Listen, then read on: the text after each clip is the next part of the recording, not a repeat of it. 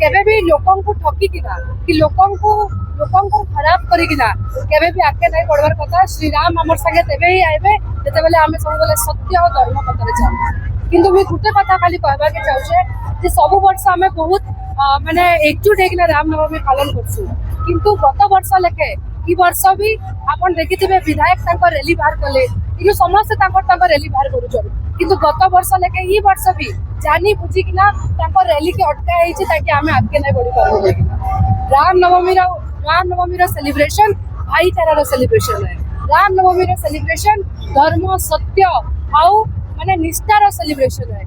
ई celebration भितरे एंदा राजनीतिक द्वंद्व देखबा के मिली जो झारसुगुड़ा रे एटा के एटा बहुत माने दुर्भाग्य रो कथा है।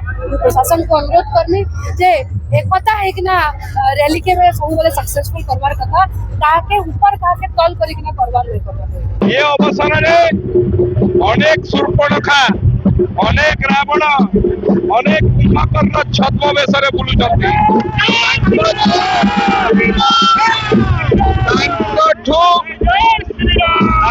देखिकी रुहतु निजक सुरक्षित रखतु एवं भारत वर्ष ओडिशा प्रदेश झारसुगुड़ा रामंकर जुग आरंभ होती झारसुगुड़ावासी समस्ते सामिल होती। समस्त मुहरे गोटे नारा जय श्री राम।